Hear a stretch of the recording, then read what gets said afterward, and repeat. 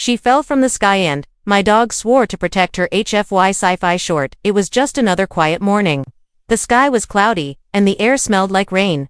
Sam, a 27-year-old man who lived alone in a cabin near the forest, opened the door to let his dog out. His golden retriever, Max, wagged his tail and sprinted into the woods like he always did. Sam poured himself coffee, stretched, and sat on the porch.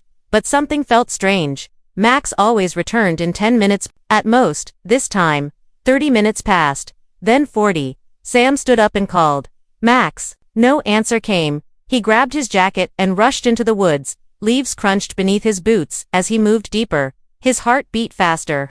That dog was his only family. Then, a rustle in the bushes. He stopped. His hand reached for the pocket knife on his belt. Suddenly, Max came running out, but he wasn't alone. Next to him walked a girl, not a human girl. Her skin was soft blue, glowing faintly under the trees. Her hair shimmered like silver threads, and her eyes were large, bright, and purple. Max barked happily, circling the girl and licking her hand. She giggled, but it didn't sound like human laughter. It was like music. Sam froze, staring at the scene. The girl looked at him, then tilted her head. She said something, but he didn't understand the language. Still, her tone was calm, gentle. Max barked once more, then ran to Sam and nudged his leg. Then he ran back to the girl, and back again.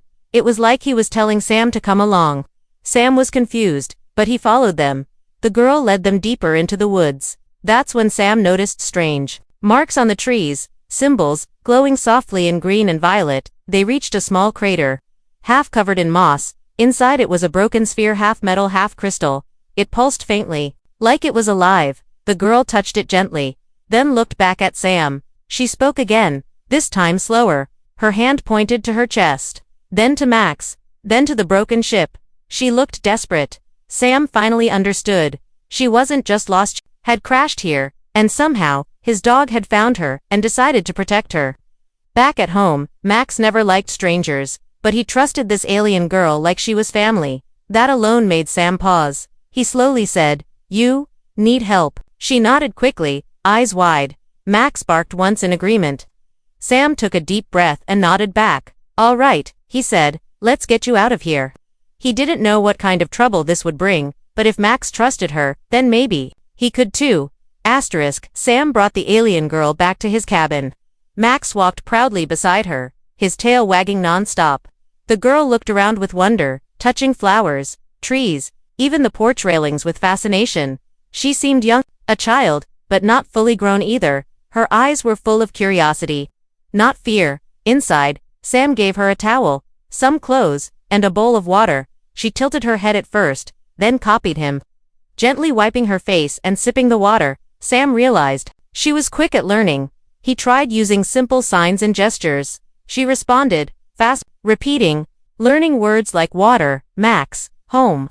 She touched her chest again and said, "Kari," that was her name. Sam nodded and replied, "Kari, I'm Sam."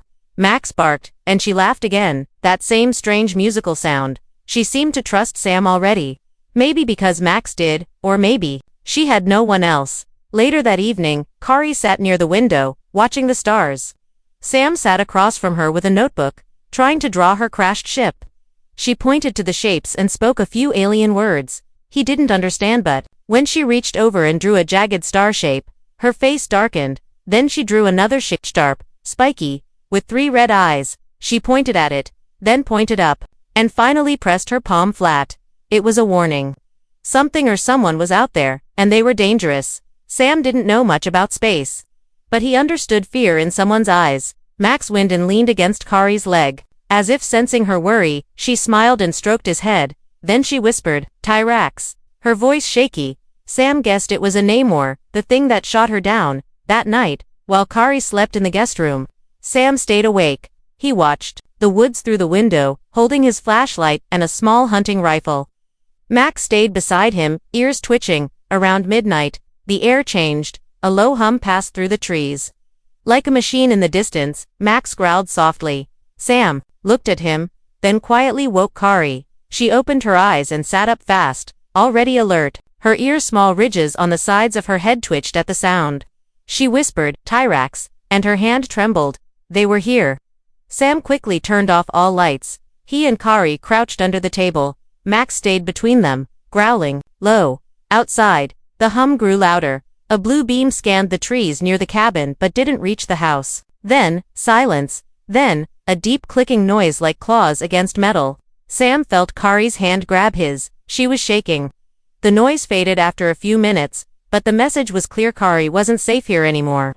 They were tracking her. Sam looked at her and whispered, "We'll find a way." She didn't understand the words, but maybe she understood the look in his eyes. Max licked her hand, and she smiled faintly. Sam knew one thing now: he wouldn't let them take her.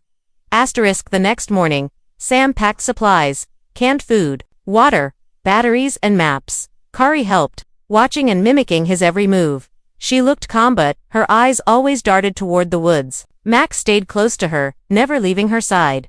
He acted less like a dog and more like a soldier. Sam had a plan. A military base was 30 miles south, hidden behind rocky hills. If anyone could help or contact someone in orbit, it would be them. But getting there without being seen by the Tyrax would be risky. Sam showed Kari the map, pointing at the trail. She understood enough and nodded. They left before noon. Sam carried a backpack. Kari carried Max's leash, though Max didn't need it. The dog walked beside her like a guardian. For hours they hiked through the forest, avoiding open roads and wide clearings. The strange hum returned, once far in the distance, but they hid until it passed. By sunset, they reached an old firewatch tower. Sam decided they'd rest for the night. Inside the tower, Kari touched an old radio. Curious, Sam turned the knobs, hoping for any signal. Static. Then, a weak voice: military code. He responded, sending coordinates and the word alien survivor.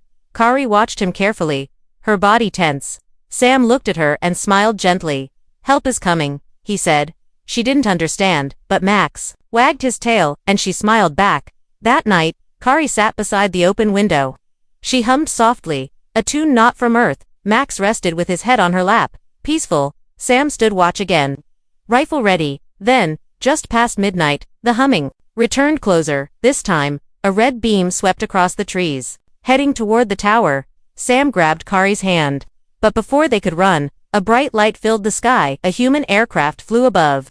Fast and loud, it dropped flares and fired warning shots into the forest. The Tyrax ship turned and vanished into the sky. Sam held Kari as she covered her ears. Frightened, Max barked twice. Excited, then a voice came through the radio again. "Evac confirmed. We see your location. Hold tight." In less than 10 minutes, 2 military dropships landed nearby. Soldiers rushed out, scanning the area. They stared at Kari but didn't raise their weapons. Sam stepped forward and said, "She's not a threat. She's the reason we're all still alive." Kari looked at the soldiers with wide eyes. Then she turned to Sam and touched his chest. "Sam," she said softly. Then she pointed to Max. "Family." The soldiers escorted them safely to the base. Kari was given shelter, food and medical care. She slowly learned more English, and even taught Sam a few words from her own world. The scientists promised to contact her people, and until then, she would stay safe with Sam and Max. Weeks passed. But one thing never changed. Wherever Kari went, Max followed. They became inseparable.